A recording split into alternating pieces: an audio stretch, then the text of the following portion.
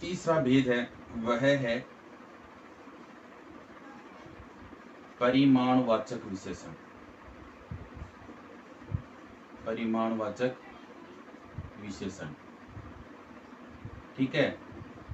परिमाणवाचक विशेषण में क्या होता है, कोई वस्तु है, ठीक है, या क्या है, पदार्थ है, जिसकी निश्चित या अनिश्चित मात्रा का, किसका, मात्रा, तोल या माप का पता चलता है, ठीक है। तो वह माप निश्चित भी हो सकता है और अनिश्चित भी होता है, इसलिए इसके पुनः दो भेद किए जाते हैं। एक तो निश्चित परिमाणवाचक और दूसरा अनिश्चित परिमाणवाचक, ठीक है।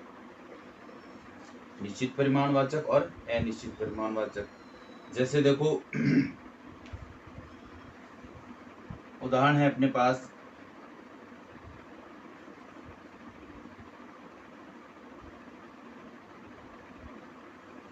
पाँच किलो चीनी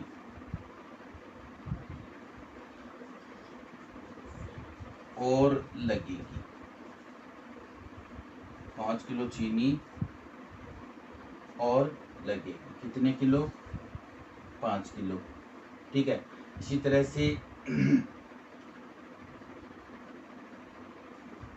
10 किलो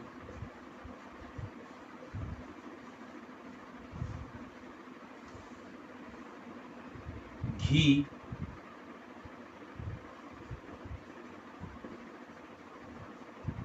बह गया। कितना घी, 10 किलो। क्या है ये, तोल है, मात्रा है, ठीक है। इसी प्रकार से अनिश्चित में क्या होता है, अनिश्चित में हमारे पास निश्चित माप तोल मात्रा नहीं होती है। जैसे इन्हीं का हम लिखें, जैसे कुछ किलो चीनी गीली हो गई, कुछ किलो चीनी गीली हो गई, ठीक है। जैसे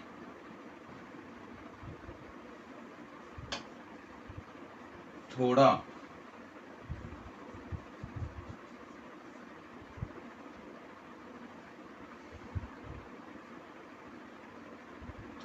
अनाज हमें भी दे दो, थोड़ा अनाज हमें भी दे दो, ठीक है। इस प्रकार से निश्चित परिमाणवाचक और अनिश्चित परिमाणवाचक। इसी प्रकार से चौथा जो भेद है अपने पास, प्रकार है, वह है संकेतवाचक या सार्वनामिक विशेषण।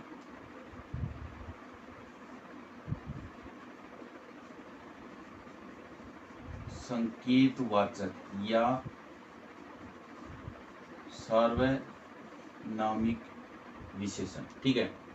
जैसा कि नाम से ही पता चलता है क्या होता है, इसमें व्यक्ति, वस्तु या पदार्थ की तरफ सर्वनाम शब्दों के द्वारा संकेत किया जाता है, जिसे हम सार्वनामिक विशेषण कहते हैं। कुछ पुस्तकों में ये संकेतवाचक, कुछ एक में ये सार्वनामिक, और कुछ एक में जो है वो विकल्प रूप में इसी प्रकार से जो है वो मिलता है, संकेतवाचक या सार्वनामिक विशेषण, ठीक है। इसमें क्या होता है कुछ सर्वनाम शब्द होते हैं, उनका प्रयोग जो है वो विशेषण की तरह कर लिया जाता है, और जिसके द्वारा वस्तु और व्यक्ति या पदार्थ की तरफ जो है वो विशेष संकेत किया जाता है, ठीक है।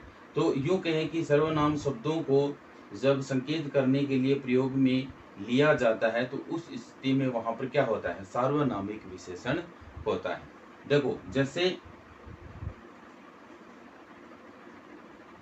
यह घर मेरा है, यह घर मेरा है, यह घर, घर की ओर यह से संकेत, ठीक है। दूसरा, यह मेरा घर है। देखो यहाँ पर यह जो है वह क्या है, सर्वनाम है, और सर्वनाम भी कौन सा है, निश्चयवाचक सर्वनाम है, ठीक है। और यहाँ क्या फर्क है, यहाँ भी शब्द वही है, लेकिन क्या है, देखिए इसमें सर्वनाम शब्द जो होते हैं उनको जो विशेषण की तरह काम में लिया जाता है तो क्या होता है, उस सर्वनाम शब्द के तुरंत बाद जो है वो उस व्यक्ति या वस्तु को लिख दिया जाता है। और ऐसी स्थिति यदि हो तो वहां पर क्या होगा, सार्वनामिक विशेषण होगा, ठीक है। कौन सा, सार्वनामिक विशेषण होगा। और यदि सर्वनाम के पश्चात जो है वह व्यक्ति वस्तु न होकर के अन्य शब्द आ जाता है तो उस स्थिति में क्या होगा, वहां पर निश्चयवाचक सर्वनाम होगा, ठीक है। ये समझ में आ गया कि पहले सर्वनाम शब्द और उसके तुरंत पश्चात जो है बाद में जो है वो व्यक्ति या वस्तु लिखा जाता है। तो ऐसे में सर्वनाम शब्द तो होता है लेकिन वह क्या करता है, विशेष रूप से संकेत करता है, सर्वनाम जो है वह विशेषण की तरह काम में आने लगता है। तो ऐसे में वहां पर होता है सार्वनामिक विशेषण, ठीक है। तो ये तो जो मूल भाग हुए सर्वनाम विशेषण के 4 भाग हो गए।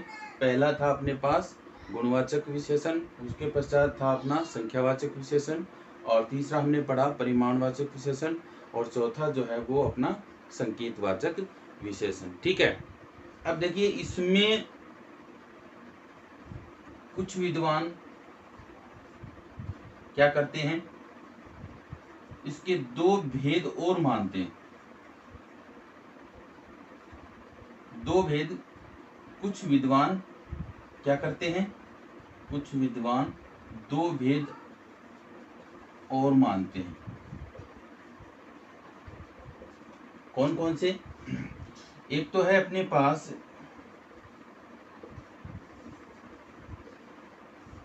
व्यक्तिवाचक विशेषण,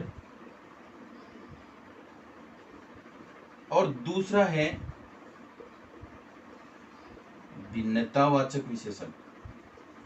भिन्नतावाचक विशेषण, व्यक्तिवाचक विशेषण में क्या होता है, यहाँ पर कुछ अपनी जो व्यक्तिवाचक संज्ञाएं हैं, व्यक्तिवाचक जो संज्ञा शब्द हैं, ठीक है, उन्हीं व्यक्तिवाचक संज्ञा शब्दों में प्रत्यय वगैरह का उपयोग करके नया शब्द बनाते हैं और उसका जो है वो वाक्य में विशेषण की तरह प्रयोग किया जाता है, ठीक है। तो व्यक्तिवाचक संज्ञा, इसमें जैसे कुछ स्थानों के नाम हैं, मोटे तौर पर स्थान के नाम, या कुछ विशेष जो कंपनी हैं उनके प्रोडक्ट, उनकी वस्तुओं के नाम हैं, या इसमें कुछ पशुओं के जो नाम हैं, ठीक है, उनमें विशेष कंपनी का या पशु विशेष की जो नस्ल है उसका, या स्थान विशेष में प्रत्यय वगैरह इत्यादि का इस्तेमाल करके ये नए शब्द बनाए जाते हैं व्यक्तिवाचक संज्ञा से, जिनको हम क्या कहते हैं, व्यक्तिवाचक विशेषण कहते हैं। जैसे उदाहरण देखिए, जैसे अपने पास है शब्द जयपुर, ठीक है, स्थान विशेष का नाम है, व्यक्तिवाचक संज्ञा है। क्या करते हैं, इसमें ई प्रत्यय जोड़ा, क्या बना, जयपुरी, और क्या हो गया, विशेष रजाई। अब यहाँ पर रजाई जो है उसकी विशेषता क्या है, जयपुरी रजाई है। जैसे नागौर शब्द है स्थान विशेष का, नागौर, इसमें ई प्रत्यय जोड़ दिया, क्या बन गया, नागौरी, नागौरी, ठीक है। तो बहुत सारे ऐसे इसके उदाहरण मिलते हैं, जैसे अपन पढ़े तो नागौरी बैल, या नागौरी मेथी, ठीक है, या नागौरी जूतियां, ठीक है। इसी प्रकार से जैसे अपने पास शब्द है बीकानेर, तो बीकानेर में ई प्रत्यय जोड़ा, क्या बना, बीकानेरी, बीकानेरी में भी बहुत सारे जो उदाहरण हैं, जैसे बीकानेरी गुजिया या बीकानेरी रसगुल्ला, ठीक है। इसी प्रकार से जो है वो व्यक्तिवाचक जो संज्ञा है उसके शब्दों का, जैसे अपन देखें कंपनी में, तो जैसे हमने लिखा उषा पंखा, इस कंपनी का उषा कंपनी का पंखा हो गया, ठीक है। जैसे पशुओं के नाम नस्लों में जैसे अपने पास है मुर्रा या राठी गाय, ठीक है। कौन सी गाय? राठी गाय। तो यहाँ पर जो व्यक्तिवाचक संज्ञा के उदाहरण हैं उनसे विशेषण शब्द जो है वो बना लिए जाते हैं, और इस आधार पर अपने पास जो है वो भेद आता है, कौन सा? व्यक्तिवाचक विशेषण, ठीक है। अगला है अपने पास भिन्नतावाचक। भिन्नतावाचक विशेषण में क्या होता है, इसमें व्यक्ति पदार्थ वस्तु को अन्य से भिन्न दिखाने के लिए, जैसे हर एक से क्या बना? हर एक। प्रति एक से क्या बना? प्रत्येक, ठीक है ना। या इस तरह से भी लिख सकते हैं हर एक, या क्या लिख सकते हैं? अनेक। तो ये क्या करता है, एक समूह विशेष से कुछ एक को अलग करने का काम करता है। जैसे पास होने के लिए हर एक छात्र को क्या करनी पड़ती है? हर एक छात्र को मेहनत करनी पड़ती है, ठीक है। प्रत्येक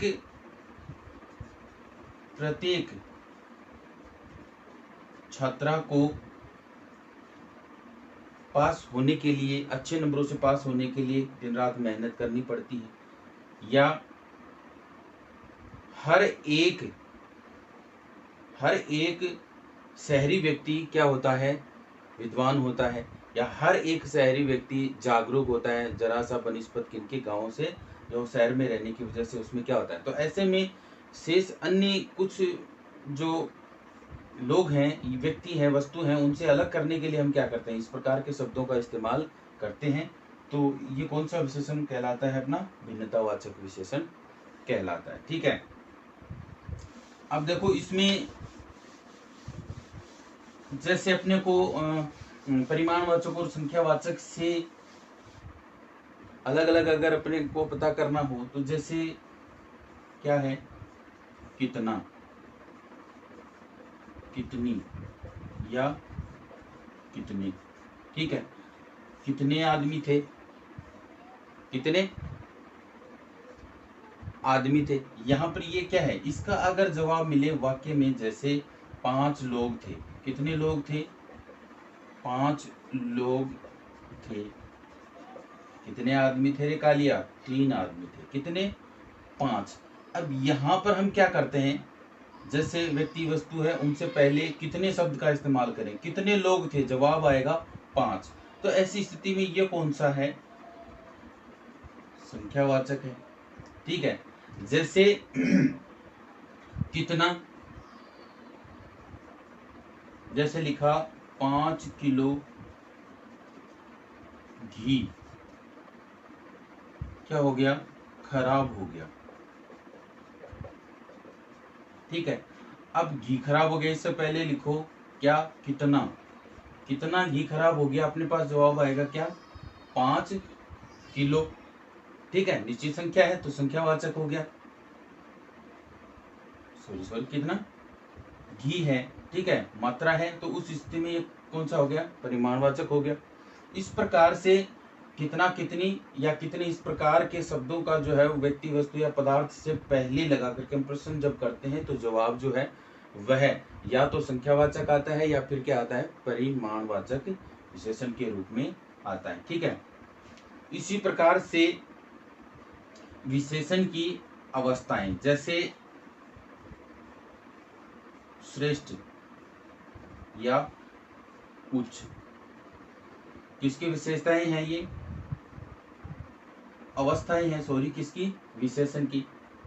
जैसे अपने पास विशेषण की अवस्थाएं कितनी होती हैं? 3 होती हैं। एक तो मूल में अवस्था लगाए तो क्या बनेगा? मूलावस्था। एक बनेगा अपने पास कौन सा, उत्तरावस्था, उत्तरावस्था, और एक होता है उत्तमावस्था।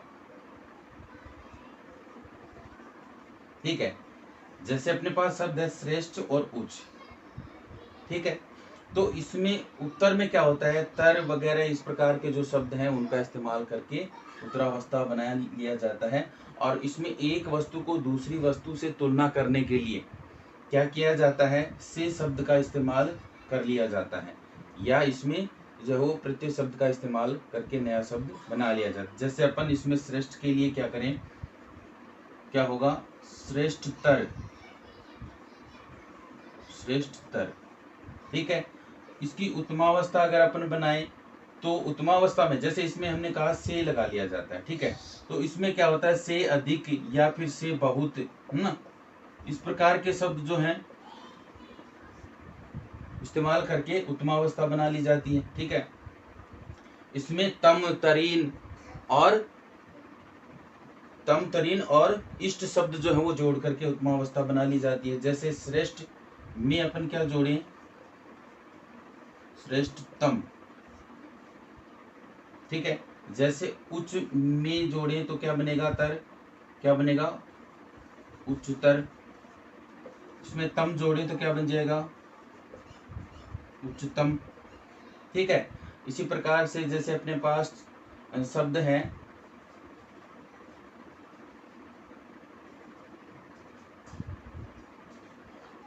वर और इष्ट, क्या बनेगा, वरिष्ठ, ठीक है, लघु इष्ट, लघुष्ठ, ठीक है, जय इष्ट, ज्येष्ठ। इस प्रकार से ये जो है वो विशेषण की अवस्थाएं बना ली जाती हैं, ठीक है, मूलावस्था, उत्तरावस्था और उत्तमावस्था।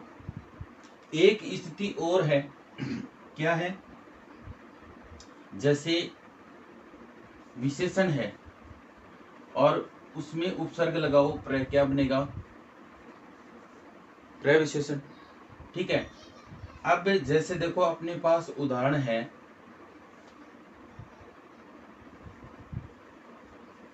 श्याम,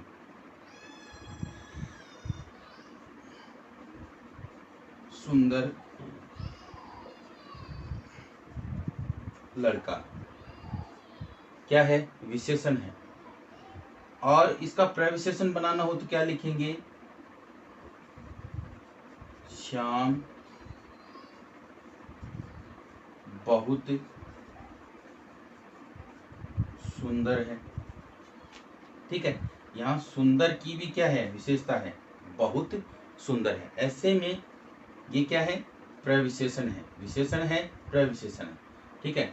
प्रविशेषण यानी उसमें क्या होता है, विशेषण की विशेषता बताने वाले जो शब्द होते हैं उनकी भी विशेषता बताई जाती है, उन्हें क्या कहते हैं, प्रविशेषण कहते हैं, ठीक है। तो आज की क्लास अपनी इतनी ही रहेगी दोस्तों, और अगर कक्षा आपको पसंद आती है तो क्लास को पूरा देखें और सहयोग करें। आप सभी का बहुत बहुत धन्यवाद।